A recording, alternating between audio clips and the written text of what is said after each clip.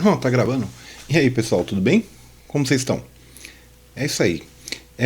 Por acaso, deixa eu fazer uma pergunta pra vocês. Vocês sabem emitir nota fiscal no site da Prefeitura de São Paulo? Nota fiscal de serviço? Sabe? Não? Não se preocupe. De maneira fácil e prática, eu vou ensinar vocês a emitir nota fiscal no site da Prefeitura de São Paulo. Mas antes, quero que você deixe o seu like, se inscreva no nosso canal e compartilhe. Afinal de contas, muito mais pessoas podem aprender. Certo? Então vamos lá. Venha comigo.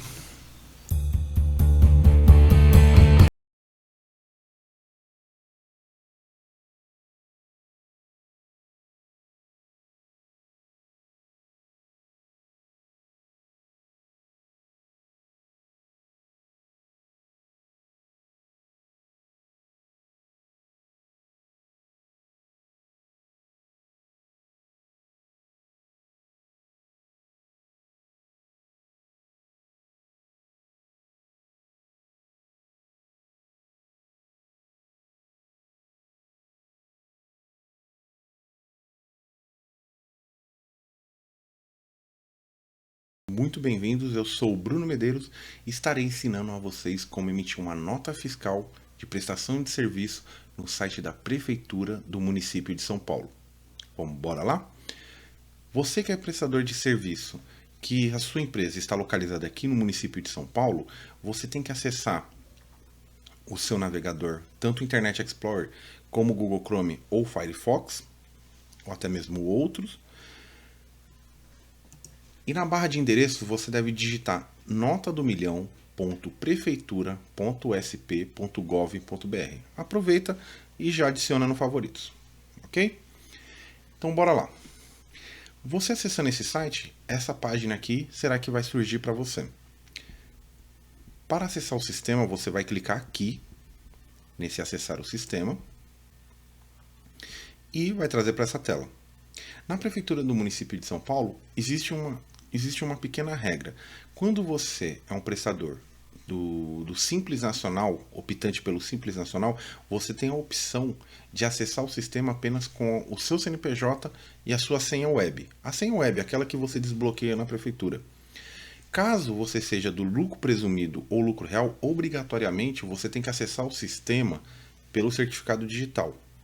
Lembrando que a empresa do Simples que tiver certificado digital e optar por acessar via certificado digital, também pode ter essa opção. Para acessar via certificado digital, você vai clicar aqui, a janela com a listagem dos seus certificados vai aparecer, você vai escolher, colocar OK, colocar sua senha e acessar. Ok? Aqui do Simples Nacional, você vai digitar o seu CNPJ e a sua senha. Digitando aqui os caracteres, o código de imagem, os caracteres anti-robô, para você ter acesso.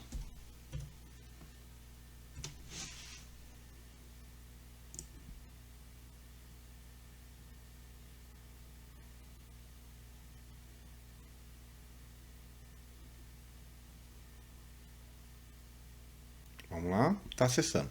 Aqui é a tela inicial que vai aparecer no seu computador. Você vai clicar em emissão de NFE, certinho? Vai aparecer essa tela aqui com o nome da sua empresa,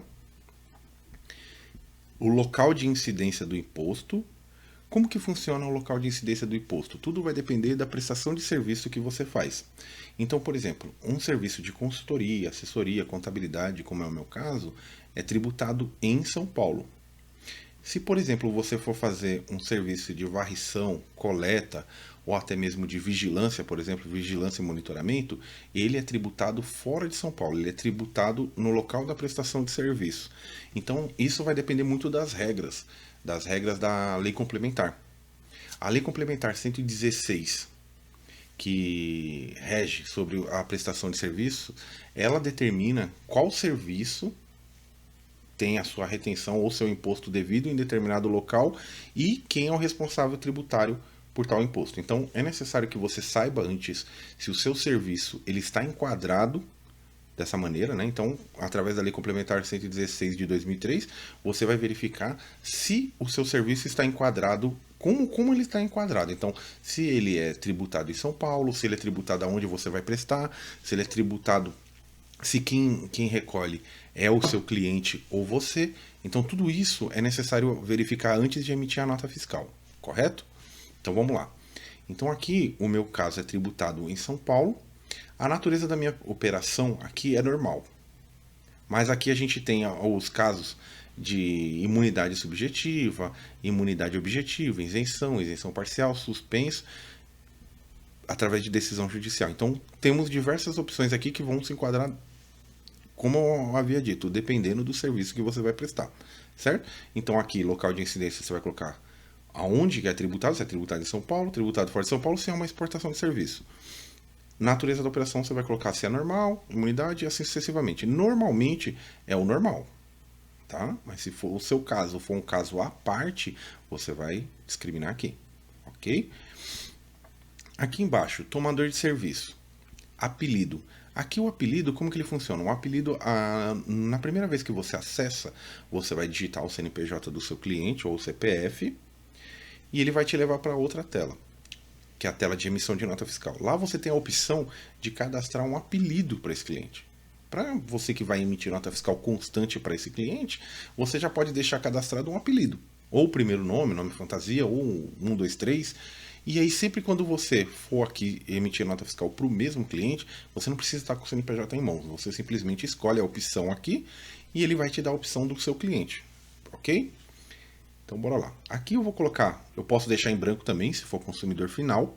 Então, se for consumidor final, eu posso deixar o campo em branco e seguir para a tela seguinte, que também é possível. Caso o seu cliente não te passe os dados e você queira emitir nota fiscal, você pode emitir sem dados,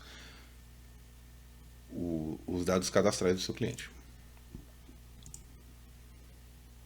Então, aqui a gente está na tela da Prefeitura de São Paulo. Deixa eu ver aqui se eu consigo. Espera aí. Vou colocar um exemplo aqui para vocês que fica mais fácil para vocês entenderem.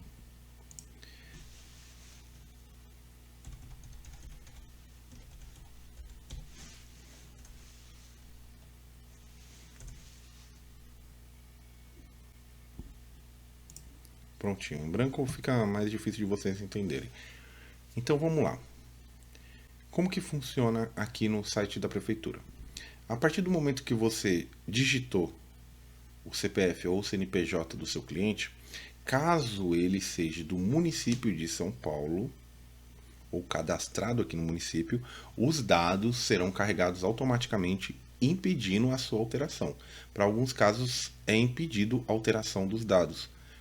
Principalmente quando é a empresa aqui do município de São Paulo, o cadastro da empresa, os dados dela ficarão fixos aqui, uma vez que ela é cadastrada no município de São Paulo. Agora, empresas que, por exemplo, são de outro município, Barueri, Osasco, Guarulhos, você consegue alterar. Você consegue clicar aqui e alterar os dados, correto? Então vamos lá.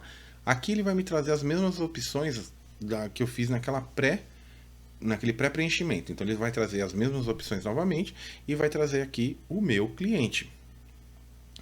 O meu cliente, como eu havia dito com vocês, se for da Prefeitura de São Paulo, alguns campos ele não vai deixar vocês mexerem. Vai deixar mexer em poucos campos, como por exemplo e-mail, ou algo do tipo. Mas os dados cadastrais dele não. Por quê? Porque se for empresa cadastrada no município de São Paulo, empresa que já é do município, contribuinte, ele não vai deixar porque os dados vão divergir do banco de dados da prefeitura. Se for de fora, como não é de direito da prefeitura esses dados, então ela deixa alterar, correto? Aqui está o campo do apelido que eu mencionei com vocês. Aqui você pode colocar qualquer apelido. Por exemplo, eu posso colocar cliente 1. Certo? Quando eu for emitir uma nova nota para esse cliente, naquela tela anterior, no apelido estará cliente 1. E assim sucessivamente. Posso colocar o primeiro nome, posso colocar aqui Bruno, correto? Que vai me trazer os mesmos dados, certo? Aqui no código de serviço. O código de serviço ele funciona da seguinte maneira: quando você fez, ou quando o seu contador fez o seu cadastro no site da Prefeitura de São Paulo, ele determinou, através do seu contrato social e dos seus quinais, dos seus CNAEs, do CNPJ, ou alguns códigos de serviço. Então, o que acontece? Pré-determinado já vai estar os códigos de serviço que são permitidos pela prefeitura você emitir. Então, se você é uma empresa de construção civil, vai aparecer uma gama de códigos que tem a ver com a sua atividade. Então, no caso, uma empresa que presta serviço de assessoria e de manutenção de alguma coisa, vai aparecer assessoria e manutenção. E você escolhe um dos códigos. O site da prefeitura ele te dá a opção de você abrir o restante dos serviços. Quando você abre esse restante dos serviços, ele te dá a possibilidade de emitir com qualquer código que existe na prefeitura. Essa situação eu recomendo apenas no caso de você estar em processo de alteração contratual, que você vai prestar um serviço, que você ainda está em processo. Eu não recomendo isso para você fazer simplesmente por um serviço esporádico que você fez e você utilizar um código de serviço que você não está acostumado a usar. Então, como não tem no seu cadastro, o ideal é realmente você aguardar uma alteração contratual para poder emitir no outro código. Mas se caso esse processo já está em andamento, já está numa junta comercial, por exemplo, já está para ser validado, aí você consegue abrir esses códigos para você emitir.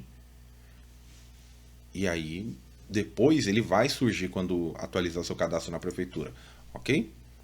Então aqui eu vou escolher o meu código de serviço. Aqui você pode ver que tem todos os códigos de serviço da prefeitura. Então você vai escolher exatamente o código de serviço que lhe compete, que seria o da sua prestação de serviço.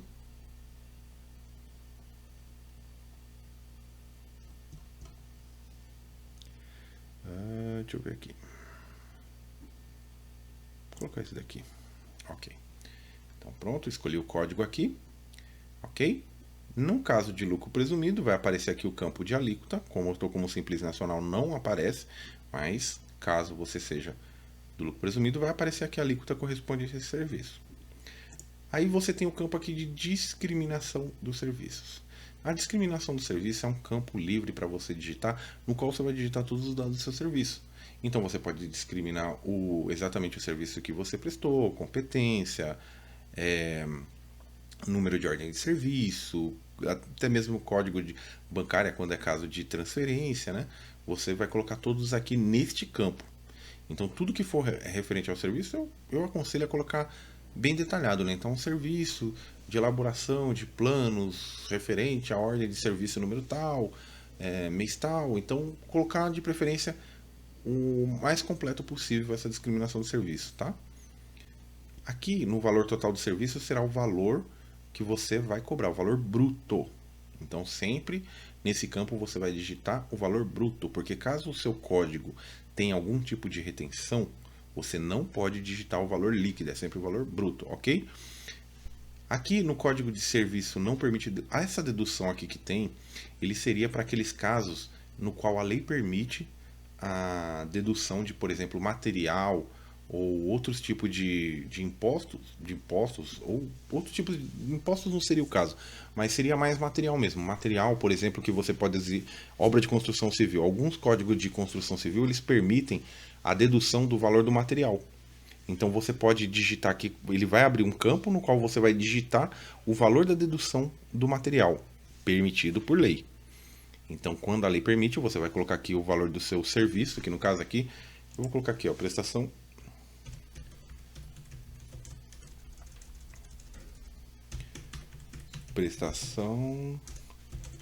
de serviços de elaboração de planos pela OS 1234. O valor do meu serviço eu vou colocar aqui 100 mil.